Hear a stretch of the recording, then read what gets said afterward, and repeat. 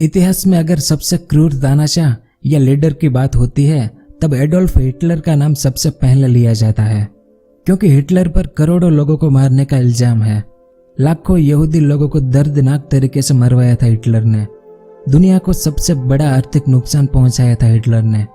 ऐसे कई इल्जाम हिटलर पर लगाए गए हैं। लेकिन इतिहासकारों द्वारा हिटलर के बारे में जो बताया गया है, क्या वही इतिहास है या हिटलर का इतिहास कुछ और है? तो इस वीडियो में हम वो सारी बातें जानेंगे कि हिटलर का उदय कैसे हुआ था, कैसे वो नाजी जर्मनी का लीडर बना था, उसने दूसरा विश्व युद्ध क्यों शुरू किया था, उसका बचपन कैसा था, हिटलर जर्मनी की फौज में क्यों शामिल हुआ था, फिर ऐसे कौन से हालात पैदा हुए जर्मनी में कि हिटलर ने लीडर बनना तय किया, जर्मन लोगों ने हिटलर को क्यों पसंद किया था, किस तरह से उसने जर्मनी को एक मजबूत देश बनाया, नाजी पार्टी के लिए हिटलर ने स्वस्तिक सिंबल को क्यों चुना था, हिटलर ने अपने बहुत सारे हमशक्ल क्यों बना रखे थे, और क्या हिटलर ने आत्महत्या की थी या वो एक झूठी खबर थी, और हिटलर जिस बंकर में रहता था वहां आखिरी दिनों में क्या हुआ था वो भी जानेंगे कि क्या हिटलर ने इसमें खुद को गोली मारकर आत्महत्या की थी या वो यहाँ से निकल गया था, और इस बंकर से जो सबूत मिले थे युद्ध के बाद उससे क्या पता चला था, वो सब विस्तार से जानेंगे। और अगर आपने मेरा ये वाला वीडियो जिसमें मैंने दूसरे विश्व युद्ध का पूरा इतिहास कवर किया है वो देखा होगा तो आपको पता होगा कि उसमें मैंने एक सवाल पूछा था आपको कि हिटलर यहूदी लोगों को इतनी नफरत क्यों करता था। इसका जवाब भी आपको इस वीडियो में मिल जाएगा, वो भी विस्तार से। इसके अलावा और भी बहुत कुछ जानने को मिलेगा आपको इतिहास के बारे में, तो वीडियो के आखिर तक मेरे साथ बने रहिए।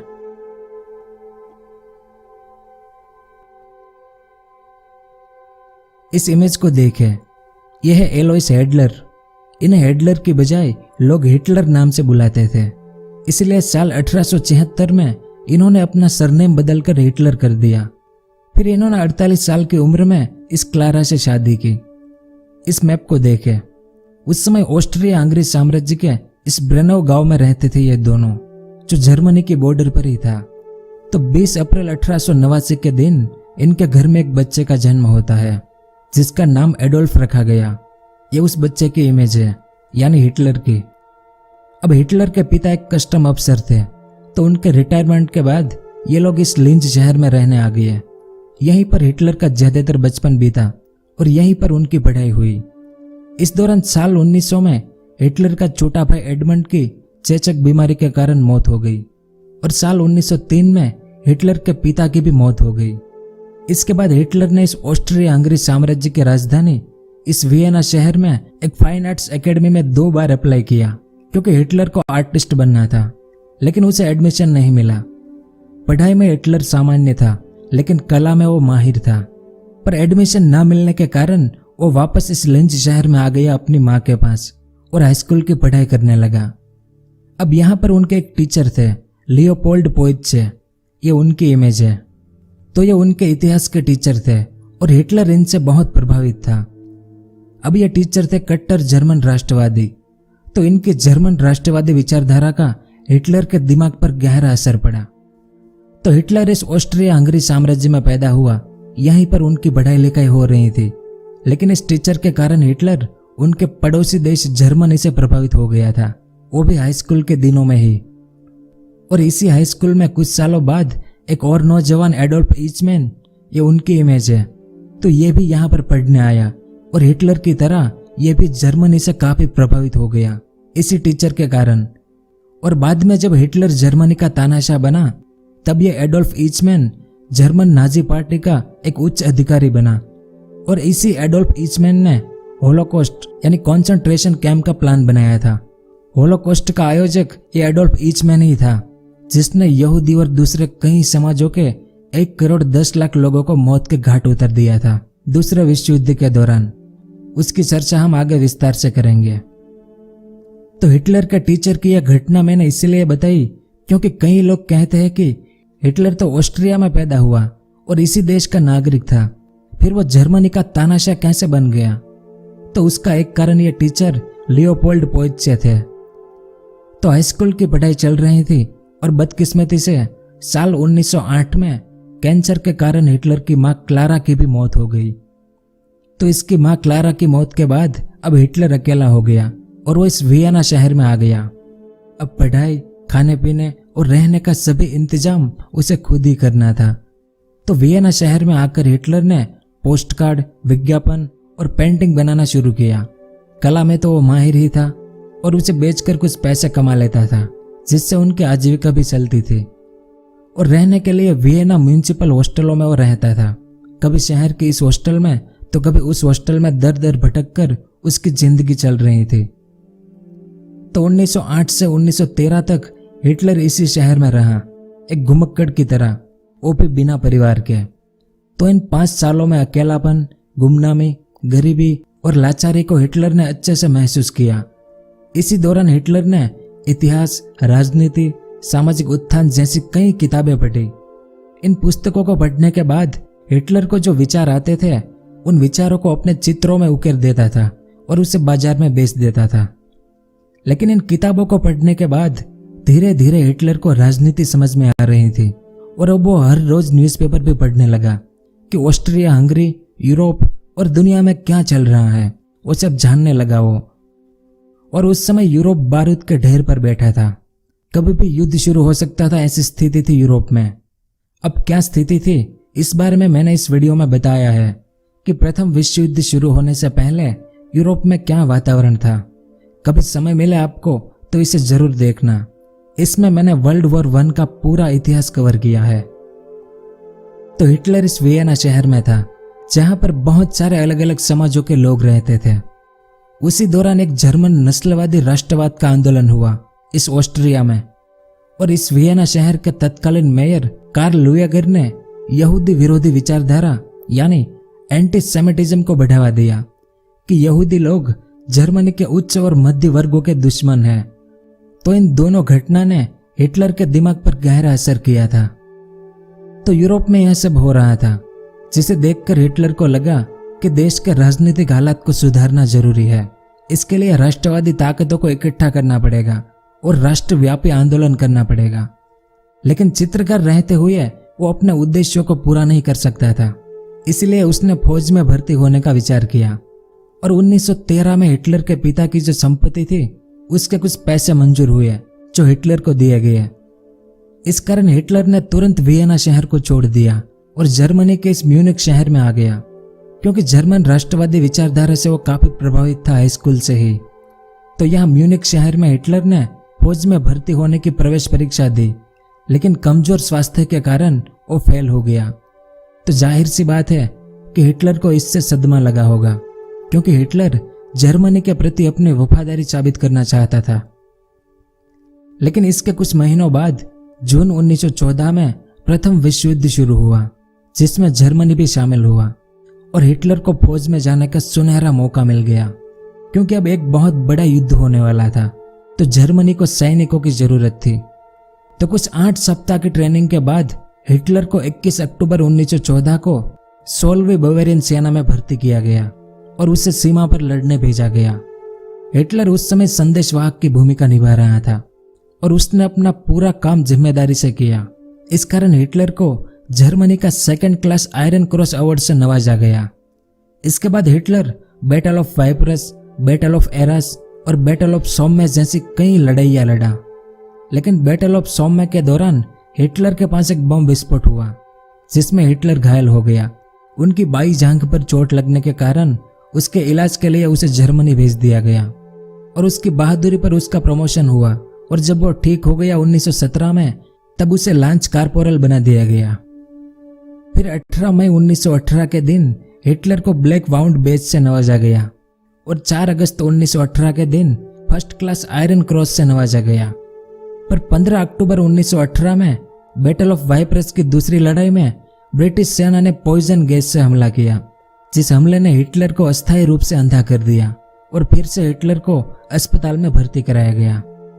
अब हिटलर का जो बीता हुआ कल था, अकेलापन, लाचारी और गरीबी से भरा, उससे हिटलर बाहर आ चुका था, क्योंकि प्रथम विश्व युद्ध ने हिटलर को बहुत कुछ सिखाया। अनुशासन में रहना, अच्छे से लीडरशिप करना, आत्मविश्वास बनाए रखना, बहुत कुछ सीखा हिटलर ने इस युद्ध से और जर्मनी के प्रति अपनी वफादारी भी साबित की। इस कारण तो उसे कई मेडल मिले थे, यानी सब कुछ ठीक चल रहा था। हिटलर भी अपने काम से खुश था। तभी जिस हॉस्पिटल में वो भर्ती था वहां पर एक खबर आती है कि आज यानी 11 नवंबर 1918 के दिन जर्मनी ने आत्मसमर्पण कर दिया, यानी जर्मनी युद्ध हार गया। हिटलर के लिए यह एक बहुत बड़ा सदमा था, क्योंकि हिटलर और जर्मनी के कई लोगों का मानना था कि जर्मन सेना युद्ध के मैदान में इतनी मजबूत थी कि हमारा हारना नामुमकिन था। लेकिन अब जो हो गया वो तो हो गया, और जर्मनी का जो राजा था वो युद्ध के आखिरी दिनों में जर्मनी से हॉलैंड भाग गया, तो जर्मनी की सत्ता संभालने वाला कोई था नहीं अब। इस कारण 13 फरवरी 1919 के दिन स्कीडमैन कैबिनेट बनाई गई। ये उस कैबिनेट की इमेज है। इसमें जर्मनी के राजनेता, मिनिस्टर, आर्मी अफसर जैसे बड़े बड़े लोगों ने मिलकर वेमर रिपब्लिक की स्थापना की, जिसमें जर्मनी के लिए एक नया संविधान बनाया गया। लेकिन इसमें बहुत सारी कमियां थी। इस कारण कई जर्मन लोगों को यह संविधान पसंद ही नहीं था, और ऊपर से इस कैबिनेट के मेंबर्स ने मिलकर 28 जून 1919 के दिन कठोर और अपमानजनक वर्साई की संधि पर साइन कर दिया। प्रथम विश्व युद्ध में मित्र राष्ट्रों की जीत हुई थी, जिसमें अमेरिका, फ्रांस और ब्रिटेन ये तीनों मुख्य थे। तो इन तीनों ने मिलकर जर्मनी के साथ वर्साई की संधि की। अब दुनिया भर के इतिहासकार इस संधि को जर्मनी के लिए कठोर और अपमानजनक संधि क्यों कहते हैं? इस मैप को देखें। प्रथम विश्व युद्ध से पहले ये जो ब्लैक कलर में अफ्रीकी देश है वो जर्मनी की कॉलोनीज था, लेकिन इस संधि के तहत इन कॉलोनीज को जर्मनी से छीन लिया गया, यानी जर्मनी के सभी उपनिवेशक इन तीनों ने हड़प लिए। अब इस मैप को देखें। ये पूरा कलरफुल एरिया पहले जर्मनी था, लेकिन इस संधि के तहत जर्मनी का ये भाग बेल्जियम को दे दिया गया, ये भाग फ्रांस ने ले लिया, ये भाग ऑस्ट्रिया को दे दिया, ये भाग पोलैंड ने ले लिया, और ऊपर इस भाग को डेनमार्क को दे दिया गया। तो इस तरह से जर्मनी को तोड़ दिया गया, और इस तोड़े हुए भाग पर जर्मन लोग रहते थे जो रातों रात दूसरे देश के नागरिक बन गए हैं। यानी इस संधि के कारण जर्मनी को अपना 13% भूभाग गंवाना पड़ा और अपनी 10% जर्मन आबादी भी खोनी पड़ी। फिर जर्मनी की रही सही ताकत को तोड़ने के लिए मित्र राष्ट्रों ने यानी अमेरिका, फ्रांस और ब्रिटेन ने मिलकर जर्मनी की सेना भी भंग कर दी। जर्मनी इस संधि के तहत अपनी आर्मी में सिर्फ 1 लाख सैनिक ही रख सकता था, उससे ज्यादा नहीं। इसके अलावा जर्मनी की नौसेना पर पूर्ण प्रतिबंध लगा दिया गया। जर्मनी अब अपनी कॉलोनीज भी नहीं बना सकता, यानी जर्मनी अब किसी भी देश पर कब्जा नहीं कर सकता। अब यहां तक तो सब कुछ ठीक था, लेकिन प्रथम विश्व युद्ध में दुनिया को जो आर्थिक नुकसान हुआ था उसके लिए भी अकेले जर्मनी को दोषी ठहराया गया कि प्रथम विश्व युद्ध का गुनहगार जर्मनी है। इस कारण दुनिया को जो नुकसान हुआ है उसकी भरपाई भी जर्मनी करेगा, और जर्मनी पर 6.5 अरब पाउंड का जुर्माना लगाया गया। कितना? 6.5 अरब पाउंड का, वो भी आज से 100 साल पहले। तो इस तरह से इस वर्साई की संधि ने जर्मनी को आर्थिक और सैन्य दृष्टि से पंगु यानी अपाहिज बना दिया था। इस कारण ये संधि जर्मनी के लिए कठोर और अपमानजनक थी, और बहुत सारे जर्मन लोग इस संधि को एक राष्ट्रीय कलंक मानते थे। इसीलिए तो बहुत सारे राष्ट्रवादी जर्मन लोग इसके खिलाफ थे, जिसमें हिटलर भी शामिल था। तो इस अपमानजनक वर्साई की संधि ने हिटलर की राष्ट्रवादी विचारधारा को आकार दिया, और इसके बाद हिटलर ने यह संकल्प लिया कि मैं राजनीति में जाऊंगा और एक लीडर बनूंगा। अब यहूदी लोगों का दुनिया में कोई देश था नहीं उस समय, इजराइल बाद में बना था, ठीक है। तो उस समय यहूदी लोग दुनिया के अलग अलग देशों में रहते थे, लेकिन ये बहुत तेज दिमाग और बड़े बड़े बिजनेसमैन थे। इनके पास बहुत सारे पैसे भी थे, और प्रथम विश्व युद्ध में जब ब्रिटेन को पैसे की जरूरत पड़ी तब ब्रिटेन और यहूदी लोगों के बीच एक समझौता हुआ था। 2 नवंबर 1917 के दिन बालफोर डिक्लेरेशन हुआ, जिसमें यहूदी लोगों को ब्रिटेन सरकार को पैसे की मदद करनी थी, और अगर ब्रिटेन युद्ध जीतेगा तो यहूदी लोगों को फिलिस्तीन में एक नया देश बनाकर दिया जाएगा। ये इस बालफोर डिक्लेरेशन समझौते में तय हुआ। अब जर्मनी हार गया था, लेकिन किसके कारण? इस ब्रिटेन के कारण। और ब्रिटेन को किसने मदद की थी? यहूदी लोगों ने। तो इस कारण भी बहुत सारे जर्मन लोग जर्मनी की हार के लिए यहूदी लोगों को जिम्मेदार मानते थे। तो यहां पर भी यहूदी लोगों का हाथ था, कैबिनेट के जो मेंबर्स थे जिन्होंने वर्साई की संधि साइन की थी, उसमें भी कुछ यहूदी लोग थे। और फौज में आने से पहले जब हिटलर वियना शहर में था, वहां पर भी नस्लवाद के 2 आंदोलन हिटलर ने देखे थे, जिसमें यहूदी विरोधी यानी एंटीसेमिटिज्म के कारण यहूदी लोगों को जर्मन लोगों का दुश्मन माना गया था। तो ऐसे बहुत से छोटे छोटे कारण थे जिस कारण हिटलर इन यहूदी लोगों से नफरत करने लगा था, और बाद में इसका बदला भी हिटलर लेता है। उसकी बात हम आगे विस्तार से करेंगे। तो प्रथम विश्व युद्ध के बाद जर्मनी के साथ जो हुआ था, उसे देखकर हिटलर ने राजनीति में आकर लीडर बनने का संकल्प लिया था। अब वर्साई की संधि और वेमर रिपब्लिक के कमजोर संविधान का विरोध करने के लिए कुछ चंद जर्मन राष्ट्रवादी लोगों ने मिलकर एक छोटी सी पार्टी बनाई 1919 में, जर्मन वर्कर्स पार्टी। और जनवरी 1920 में हिटलर ने इस पार्टी को ज्वाइन कर लिया।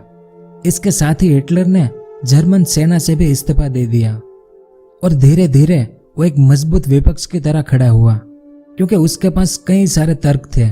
सबसे बड़े तर्कों में से एक तर्क यह था कि वर्साई की संधि पूर्णतः अन्यायपूर्ण थी, और दूसरा यह कि वर्साई की संधि पर जर्मन सेना ने नहीं बल्कि वेमर रिपब्लिक की कैबिनेट ने हस्ताक्षर किया था। तो ये 2 मुद्दे ऐसे थे हिटलर के पास जिससे वो सबकी बोलती बंद करवा देता था। और ऊपर से हिटलर एक जबरदस्त वक्ता था। इस इमेज में आप देख सकते हैं, जब हिटलर भाषण देता था तो सुनने वाली भीड़ जोश में आ जाती थी। इस कारण देखते ही देखते हिटलर इस जर्मन वर्कर्स पार्टी का मुखिया बन गया 1921 में। और कुछ समय बाद इस पार्टी का नाम बदलकर national socialist German workers party रखा गया, जिसे नाजी पार्टी भी कहते हैं। अब नाजी पार्टी को अपना एक सिंबल यानी एक राष्ट्रीय ध्वज की आवश्यकता थी, जो सिंबल उनके संघर्ष का प्रतीक होने के साथ साथ लोगों पर गहरा प्रभाव छोड़े ऐसा होना चाहिए। इसलिए नाजी पार्टी ने प्राचीन यूरोप का हैकेनक्रेस सिंबल को चुना। इस इमेज में देख सकते हैं, ये प्राचीन यूरोप का एक सिंबल था जिसे हुक क्रॉस भी कहते थे। और हमारे प्राचीन भारत में इस सिंबल को स्वस्तिक कहते हैं, जो आप जानते ही है। तो हिटलर ने इस सिंबल को क्यों चुना था? क्योंकि दूसरी शताब्दी में भारत के जो आर्यन लोग थे, वे आर्यन लोग इस सिंबल का इस्तेमाल करते थे। और नाजी सिद्धांत में आर्य लोग जर्मन वंश के थे, और उस समय भी आर्य लोग और यहूदी लोग एक दूसरे के विरोधी थे। तो हिटलर ने निष्कर्ष निकाला कि यह स्वस्तिक का सिंबल हमेशा से यहूदी विरोधी रहा है, इसलिए इस सिंबल को हम नाजी पार्टी के लिए चुनेंगे। तो इस तरह से यह स्वस्तिक नाजी पार्टी का सिंबल बना। तो 1921 से हिटलर ने नाजी पार्टी का नेतृत्व किया और वेमर रिपब्लिक का विरोध करना शुरू किया कि इनके कमजोर और कमियों से भरे संविधान को जर्मनी से हटाना। और वर्साई की संधि को लेकर हिटलर ने ऐसे ऐसे भाषण दिए कि जर्मन लोग नाजी पार्टी की ओर आकर्षित होने लगे। प्रथम विश्व युद्ध में जर्मन सेना के जो अधिकारी थे वो और जर्मन सेना के सैनिक और कई जर्मन राष्ट्रवादी लोग अब नाजी पार्टी में शामिल होने लगे। फिर 1923 तक इस नाजी पार्टी को बहुत कम लोग जानते थे कि ऐसी कोई पार्टी भी है जर्मनी में, क्योंकि यह बहुत छोटी पार्टी थी अभी।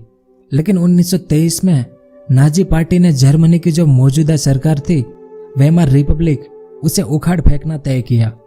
और 8 नवंबर 1923 की शाम को नाजी पार्टी के कुछ सदस्यों ने एक बड़े बियर हॉल में, जहां एक दक्षिणपंथी नेता भीड़ को संबोधित कर रहे थे, उनके सामने बंदूक चलाकर हिटलर ने एक राष्ट्रीय क्रांति की शुरुआत की घोषणा की। इस कारण हिटलर और बाकी नाजी नेताओं को गिरफ्तार करके जेल में डाल दिया गया। अब भले ही हिटलर की तख्तापलट की यह कोशिश असफल रही, लेकिन इस घटना ने हिटलर को एक राष्ट्रीय व्यक्ति के रूप में स्थापित किया। इस घटना को बियर हॉल पच कहते हैं, जिसके बाद हिटलर पर देशद्रोह का मुकदमा चला और उसे 5 साल के लिए जेल में डाल दिया गया। अब जेल में हिटलर के पास कुछ काम तो था नहीं, तो जेल में हिटलर ने अपनी पहली किताब लिखनी शुरू की, जिसका नाम मीन काम्फ था। और तब जेल के बाहर यानी जर्मनी में क्या हो रहा था? तो प्रथम विश्व युद्ध के दौरान जर्मनी ने काफी कर्जा लिया था और युद्ध के बाद वर्साई की संधि के तहत युद्ध का सारा बोझ अकेले जर्मनी पर थोपा गया था और जर्मनी को 6.5 अरब पाउंड का हर्जाना देने को कहा गया था। तो इस दोहरे बोझ के कारण जर्मनी के पास जो गोल्ड था यानी स्वर्ण भंडार वो खत्म होने के कगार पर आ गया। इस कारण 1923 में जर्मनी ने कर्ज और हर्जाना देने से मना कर दिया कि हमारे पास अब कुछ भी नहीं है, इसलिए कर्ज और हर्जाना हम नहीं चुका पाएंगे। तो इसके जवाब में इस फ्रांस ने जर्मनी का मुख्य औद्योगिक इलाके पर कब्जा कर लिया। इस मैप को देखें, ये येलो लाइन वाला एरिया जर्मनी था, लेकिन वर्साई की संधि के तहत फ्रांस ने इस पर कब्जा कर लिया था। लेकिन अब कर्ज और हर्जाना चुकाने से भी जर्मनी ने मना कर दिया, तो फ्रांस ने जर्मनी की इस रूर वैली पर भी कब्जा कर लिया, जो जर्मनी का विशाल कोयला भंडार था। तो इसके जवाब में मौजूदा जर्मन सरकार यानी वेमर रिपब्लिक ने उनकी जो करेंसी थी मार्क, उनकी छपाई करना शुरू कर दिया और थोड़ी बहुत नहीं बल्कि बहुत ज्यादा नए नोट छापे गए, जिस कारण जर्मनी की करेंसी मार्क का मूल्य तेजी से गिरने लगा।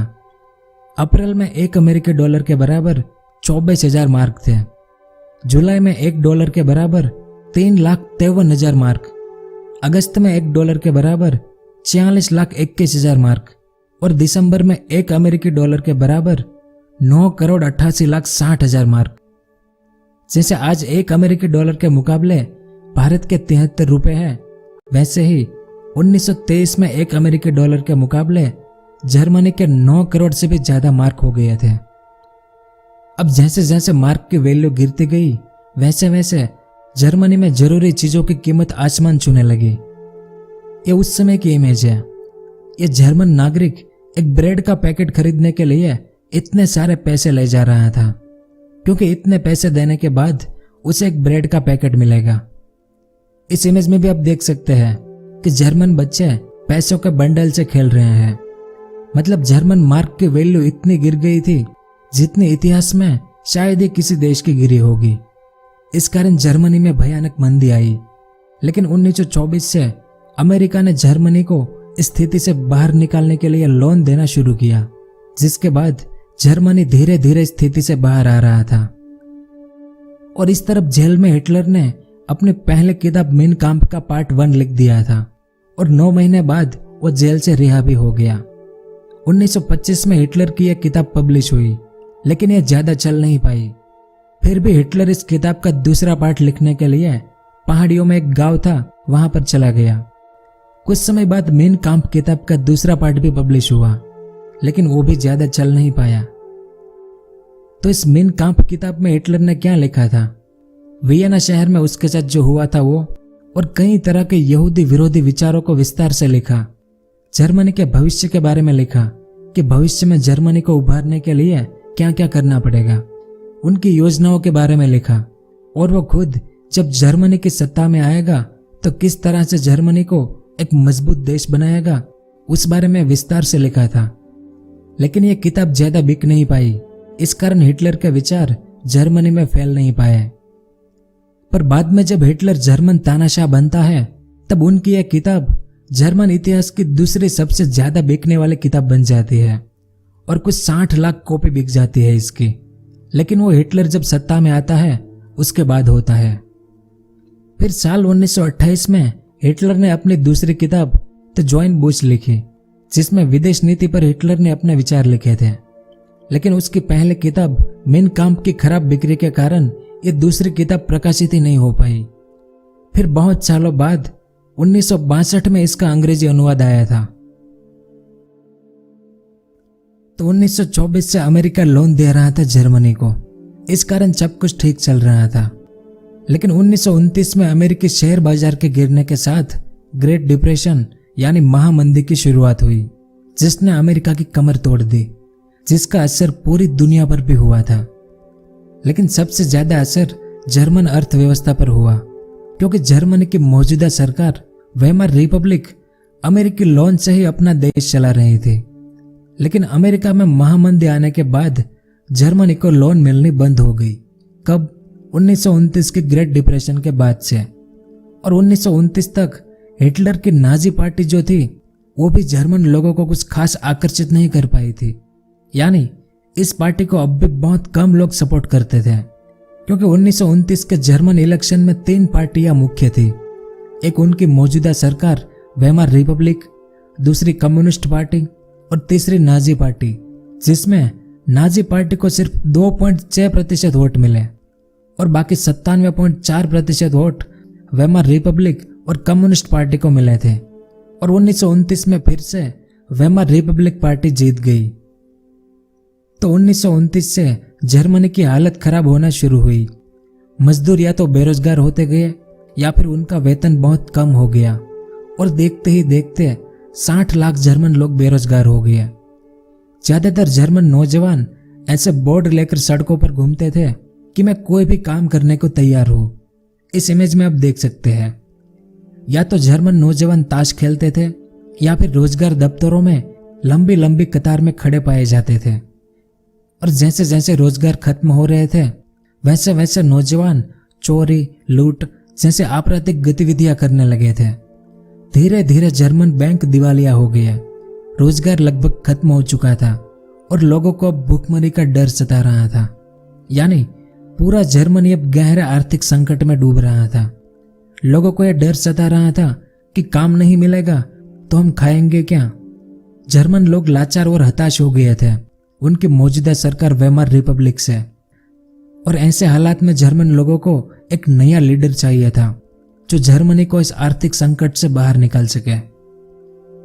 तो लीडर बनने की दौड़ शुरू ही थी जर्मनी में, लेकिन हिटलर से मुकाबला करना किसी के बस की बात नहीं थी क्योंकि हिटलर एक जबरदस्त वक्ता था। उनका भाषण देने का तरीका, उनका जोश और उनके शब्द लोगों को हिलाकर रख देते थे। हिटलर अपने भाषण में एक शक्तिशाली जर्मन राष्ट्र की स्थापना, वर्साई की संधि में जर्मनी के साथ जो नाइंसाफी हुई थी उसका बदला लेना और जर्मनी की खोई हुई प्रतिष्ठा वापस दिलाने का आश्वासन देता था। हिटलर अपने भाषणों के दौरान लोगों को रोजगार दिलाना और नौजवानों को बेहतर भविष्य देने का वादा करता था। हिटलर ने यह भी आश्वासन दिया कि वो जर्मनी को विदेशी ताकतों से मुक्त कराएगा और तमाम विदेशी साजिशों का मुंह तोड़ जवाब देगा। हिटलर ने जर्मनी के आर्थिक संकट के लिए वर्साई की संधि और मौजूदा सरकार वेमर रिपब्लिक को जिम्मेदार ठहराया। और इसी दौरान यानी साल 1930-31 में नाजी पार्टी के सदस्यों की संख्या बढ़ने लगी और नाजी पार्टी के लोग अब पूरे जर्मनी में बड़ी बड़ी रैलियां निकालने लगे अपने स्वस्तिक झंडे के साथ। और नाजी पार्टी के लोगों ने हिटलर को एक मसीहा, जर्मनी का रक्षक और एक ऐसे लीडर के रूप में पेश किया जर्मन लोगों के सामने कि मानो हिटलर ने जर्मनी को उभारने के लिए ही अवतार लिया हो। अब जिस देश को इतने बुरे तरीके से तोड़ा मरोड़ा गया हो, जिस देश का इतना बुरा शोषण हुआ हो और ऊपर से जो देश इतने भयानक आर्थिक संकट से जूझ रहा हो, उस देश के लोगों को अब हिटलर के भाषण बहुत आकर्षित करते थे। लोगों को लगने लगा कि हिटलर और उसकी नाजी पार्टी ही जर्मनी को इस आर्थिक संकट से बाहर निकाल सकती है। और फिर 1933 में जर्मन इलेक्शन हुए जिसमें नाजी पार्टी को यानी हिटलर को 33% वोट मिले। उस समय जर्मनी के राष्ट्रपति थे हिडेनबर्ग, ये उनकी इमेज है और यह है हिटलर। हिटलर को 33% ही वोट मिले थे, लेकिन जर्मनी में उनकी लोक चाहना को देखकर 30 जनवरी 1933 के दिन राष्ट्रपति ने हिटलर को जर्मनी का चांसलर बनाया, जो मंत्रिमंडल में सबसे बड़ा पद था। तो चांसलर बनने के बाद हिटलर ने जर्मन संविधान को तोड़ना मरोड़ना शुरू किया और 28 फरवरी 1933 के दिन जर्मनी में मीडिया और सभा करने पर प्रतिबंध लगा दिया। और इसके बाद हिटलर ने जर्मनी में जो कम्युनिस्ट पार्टी थी उनको निशाना बनाया और इस पार्टी के सभी सदस्यों और नेताओं को जेल में डाल दिया, जिन्हें बुरी तरह से प्रताड़ित किया और उसमें से कईयों की मौत भी हो गई। और धीरे धीरे जर्मनी से कम्युनिस्ट पार्टी का सफाया हो गया। फिर 3 मार्च 1933 के दिन हिटलर ने एनाबलिंग एक्ट पास किया जर्मनी में। इस एक्ट से अब बकायदा हिटलर जर्मनी का तानाशाह बन गया और सब कुछ नाजी पार्टी के कंट्रोल में आ गया। इस कानून के तहत नाजी पार्टी को छोड़कर बाकी सभी जर्मन पार्टियों पर प्रतिबंध लगा दिया गया। जर्मनी की सेना, अर्थव्यवस्था, मीडिया और न्यायपालिका, अब इन सब पर नाजी पार्टी का कंट्रोल हो गया। इसके बाद हिटलर ने 4 अलग अलग तरह के सुरक्षा बल बनाए जर्मनी और जर्मन लोगों पर निगरानी करने के लिए, जो एक तरह से जर्मन पुलिस थी लेकिन अलग अलग तरह की, जिसमें से एक थी एसए, ये पुलिस सेना थी। दूसरी थी गेस्तापो, एक तरह से गुप्त पुलिस थी। तीसरी थी एसएस, जो नियंत्रण पुलिस थी। और आखिरी एसडी सुरक्षा सेवा का गठन किया। और इसके बाद इन सभी पुलिस सुरक्षा बलों को बेहिसाब अधिकार दे दिए गए कि आपको जो करना है वो करो, आपको कोई कुछ भी नहीं कहेगा। तो पुलिस को बेहिसाब अधिकार देने के बाद ही नाजी पार्टी एक खूंखार आपराधिक पार्टी बन गई, क्योंकि एक गेस्टापो पुलिस किसी को भी उठाकर कंस्ट्रक्शन कैंप में डाल देती थी, किसी को भी यातना शिविर में भेज देती थी और बिना कोई अपराध किसी को भी देश से निकाल दिया जाता था, क्योंकि इन सुरक्षा बलों को सभी तरीके के अधिकार दे दिए गए थे। फिर 1933 में ही हिटलर ने लीग ऑफ नेशन से जर्मनी को निकाल दिया। लीग ऑफ नेशन की स्थापना प्रथम विश्व युद्ध के बाद हुई थी। इनका काम था दुनिया फिर से प्रथम विश्व युद्ध जैसा युद्ध ना करे उसे रोकना। लेकिन हिटलर ने लीग ऑफ नेशन को छोड़ दिया, यानी अब जर्मनी चाहे तो फिर से ऐसा भयंकर युद्ध शुरू कर सकता है, उसे रोकने वाला अब कोई नहीं था। अब हिटलर ने जो संकल्प लिया था लीडर बनने का वो तो पूरा हो गया, लेकिन हिटलर ने जो सपने देख रखे थे, जिस बारे में उसने अपनी किताब मेन काम्प में भी लिखा था, नस्लवाद के सपने, उसे साकार करना शुरू किया। तो नाजी पार्टी का मानना था कि जो ब्लॉन्डे यानी नॉर्डिक जर्मन आर्यन लोग हैं वो ही इंसान है। इस इमेज को देखें तो ये नीली आंख वाले जो नॉर्डिक जर्मन आर्य लोग थे वो ही इंसान है। इन्हें दुनिया पर राज करने का अधिकार है और यही लोग बच्चे पैदा कर सकते हैं, बाकी सब इंसान नहीं है, उन्हें जर्मन समाजों में रहने का कोई अधिकार नहीं है। इसका मतलब यह हुआ कि जो नॉर्डिक जर्मन आर्य लोग नहीं थे उन्हें जिंदा रहने का कोई अधिकार नहीं था, यानी उन्हें मार देना चाहिए। तो उस समय जर्मनी में टोटल 52 अलग अलग तरह के समाज थे। अब इस मैप को देखें, नाजी पार्टी ने रंग और रूप के आधार पर कुछ समाजों को ऊपर रखा तो कुछ समाजों को नीचे रखा। अब इसमें सबसे ऊपर नॉर्डिक जर्मन आर्य लोग, यानी सबसे शुद्ध कौम नाजी पार्टी की नजर में, और सबसे नीचे रखा गया ज्यूस यानी यहूदी लोगों को, जो नाजी पार्टी की नजर में सबसे अशुद्ध कौम थी। और इन्हीं यहूदी लोगों को जर्मन आर्य लोगों का सबसे बड़ा दुश्मन माना गया और बाकी सभी समाजों को रंग और रूप के आधार पर इनके बीच में रखा गया। अब नाजी पार्टी की यह नस्लवाद की विचारधारा कहां से पैदा हुई थी? तो हिटलर और उनकी नाजी पार्टी की यह नस्लीय विचारधारा चार्ल्स डार्विन और हर्बर्ट स्पेंसर के सिद्धांतों पर आधारित थी। ये उन दोनों की इमेज है। तो इस डार्विन का एक सिद्धांत था सर्वाइवल ऑफ द फिटेस्ट, यानी जो सबसे योग्य है वही जिंदा बचेगा, बाकी सब मारे जाएंगे। मतलब जो प्रजाति बदलती हुई परिस्थितियों में खुद को ढाल लेती है वही आखिर तक जिंदा रह सकती है। और हिटलर और उसकी नाजी पार्टी की विचारधारा का दूसरा पहलू था फ्रेडरिच रिजल का लेबेनस्ट्रॉम सिद्धांत। ये उनकी इमेज है। इन्होंने अपनी किताब में लेबेनस्ट्रॉम सिद्धांत के बारे में बताया था कि अपने लोगों को जिंदा रखने के लिए ज्यादा से ज्यादा इलाकों पर कब्जा करना जरूरी है। इससे हमें नए इलाके भी मिलेंगे और अपने लोगों का विस्तार भी बड़ा होगा, यानी बहुत बड़े इलाके में अपने लोग रह पाएंगे। अब इस समय जर्मनी एक गहरे आर्थिक संकट से जूझ रहा था, तो हिटलर के लिए लेबेनस्ट्रॉम सिद्धांत बड़ा काम का था। उसका मानना था कि बहुत बड़े इलाके पर कब्जा करेंगे तो जर्मनी को भरपूर संसाधन मिलेंगे। उन नए इलाकों में जर्मन आर्य लोग बसेंगे, जिससे जर्मनी एक शक्तिशाली और विशाल साम्राज्य बनेगा। तो इन दोनों सिद्धांतों के आधार पर नाजी पार्टी ने नस्लवाद पर काम करना शुरू किया। सबसे ऊपर जर्मन आर्य लोग और सबसे नीचे यहूदी लोग, और इन दोनों के बीच में बाकी 52 अलग अलग समाजों को रखा गया।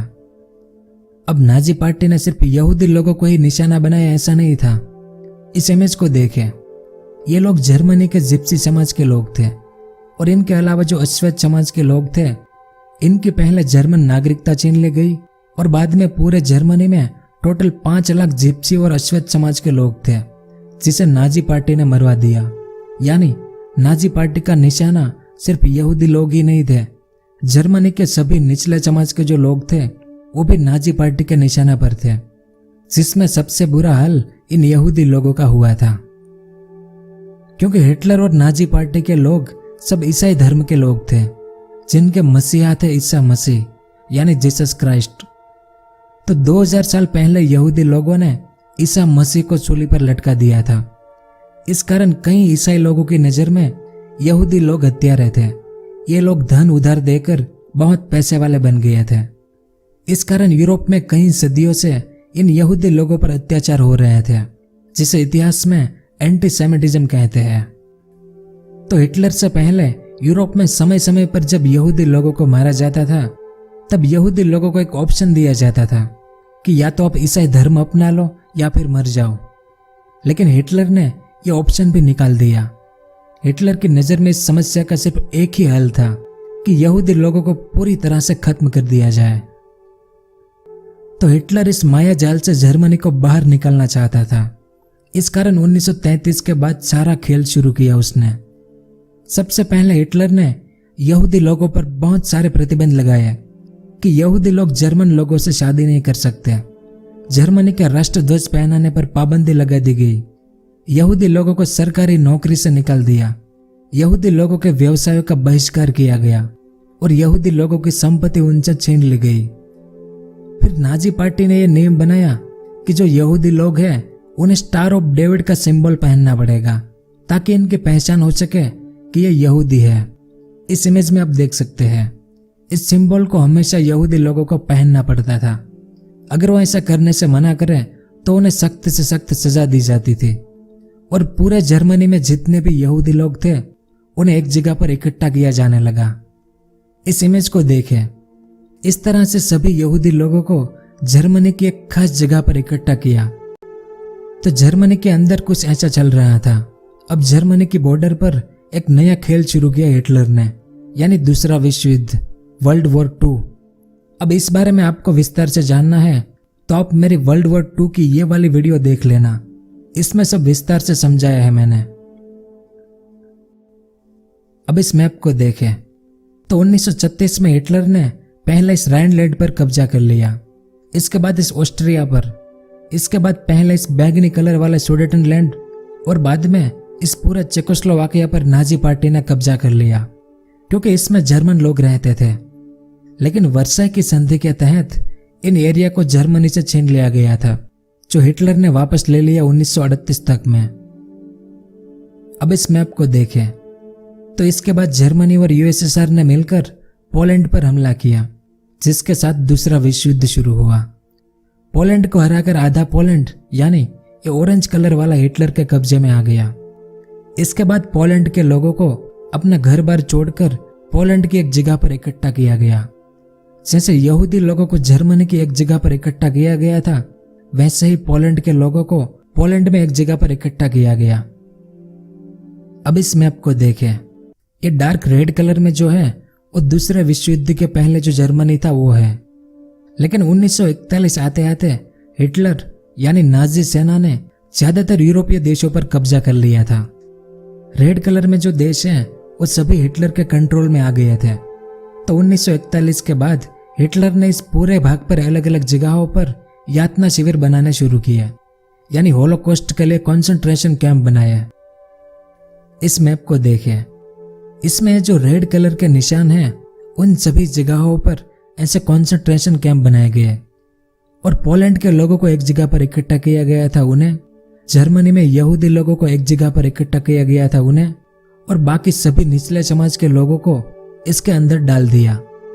इसके बाद हिटलर के कब्जा इस पूरे यूरोप से ऐसे सभी लोगों को ट्रेन में भर भर कर लाया जाता था और उन्हें भी इस कैंप में डाल दिया गया। नाजी सेना का मानना था कि इन लोगों को जिंदा रहने का कोई अधिकार नहीं है।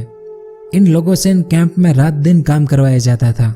इन्हें खाने को कुछ नहीं दिया जाता था, क्योंकि नाजी सेना चाहती थी कि ये लोग काम करते करते भूखे ही मर जाए, और अगर काम करते करते ना मरे तो इन लोगों को गैस चैम्बर में डालकर जहरीले गैस से मार दिया जाता था। यह उनमें से एक गैस चैम्बर की इमेज है। इस इमेज को देखें। रात दिन काम कर कर इन लोगों की हालत देखो, इतनी भयानक प्रताड़ना दी गई थी इन्हें। तो यूरोप के इन सभी कैंपों को मिलाकर लगभग 1,50,00,000 लोगों को इन यातना शिविर में डाल दिया गया था, जिसमें से 1,10,00,000 से लेकर 1,20,00,000 लोग मारे गए थे, जिसमें सबसे ज्यादा 60 लाख यहूदी लोग थे और बाकी यूरोप के जो निचले समाज के लोग थे वो थे। इस घटना को इतिहास में होलोकॉस्ट कहते हैं और हिटलर इसे फाइनल सॉल्यूशन कहता था, यानी इन लोगों के साथ ऐसा ही होना चाहिए।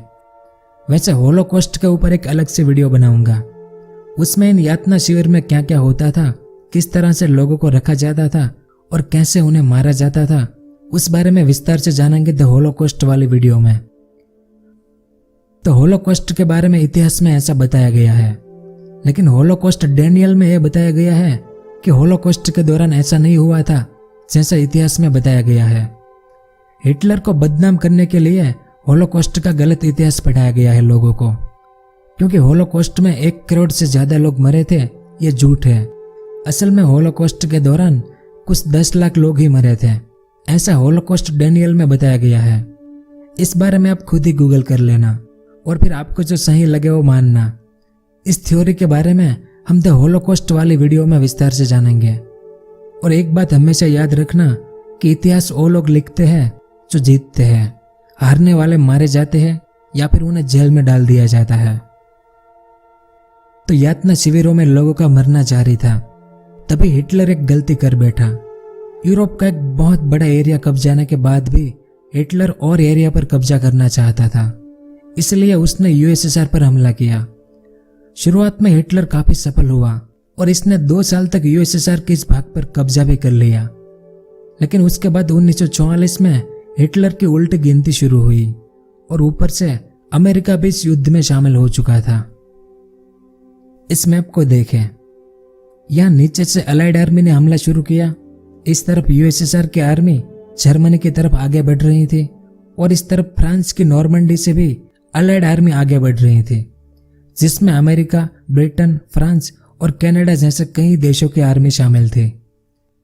तो हिटलर का यह जो विशाल साम्राज्य था वो धीरे धीरे सिकुड़ता जा रहा था, क्योंकि 3 ओर से हमला शुरू हुआ और 15 मई 1945 के दिन यूएसएसआर और अलाइड आर्मी दोनों जर्मनी की राजधानी बर्लिन शहर में आ गई, जहां पर हिटलर रहता था। उस बर्लिन शहर में इस इमेज को देखें, बर्लिन का ये वो किला है जिसमें हिटलर रहता था, लेकिन इसके नीचे जमीन में बंकर बनाए गए थे, जिसमें एक खुफिया सुरंग भी थी चुपके से बाहर निकलने के लिए। अब सुरंग को लेकर विवाद है, कुछ लोगों का कहना है कि सुरंग थी, तो कुछ लोगों का कहना था कि कोई सुरंग नहीं थी। इस इमेज में आप देख सकते हैं किले के नीचे ऐसे रूम बनाए गए थे। यहाँ पर हिटलर और उसकी प्रेमिका ईवा ब्राउन दोनों और हिटलर के कुछ खास लोग जिन पर हिटलर को पूरा भरोसा था, ऐसे लोग यहाँ पर रहते थे।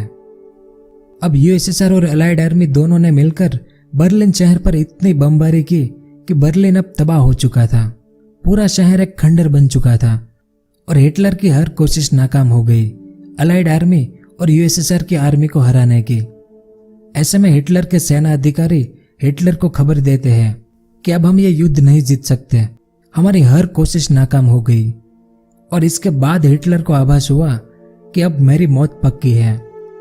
लेकिन जैसे इटली के तानाशाह बेनिटो मुसोलिनी को मारा गया था, जो हिटलर का खास दोस्त था, क्योंकि इस युद्ध में मुसोलिनी हिटलर के साथ ही था, तो मुसोलिनी को बहुत बुरे तरीके से तड़पा तड़पा कर मारा गया था।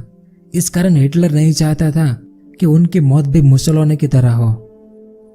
अब इस घटना को आप अपनी आंखों से देखने की कोशिश करें कि 29 अप्रैल 1945 के दिन पूरे बर्लिन शहर पर बमबारी हो रही है और यहाँ नीचे बंकर में हिटलर अपनी प्रेमिका ईवा के साथ शादी कर रहा है। हिटलर के खास लोग जश्न मना रहे हैं, यानी जर्मनी तबाह हो रहा है और ये लोग पार्टी का मजा ले रहे थे। अब हिटलर ईसाई धर्म से था, तो ईसाई धर्म में मरने के बाद लाश को दफनाते हैं। लेकिन हिटलर ने अपने खास लोगों को बुलाया जो उस बंकर में उसके साथ थे और उन्हें कहा कि अगर मैं मर जाऊं तो मेरी लाश को पहले जला देना और बाद में मुझे दफनाना।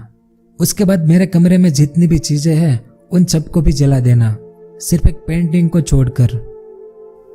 इसके बाद अगले दिन हिटलर ने अपने सबसे खास गार्ड रोचस मिच को बुलाया।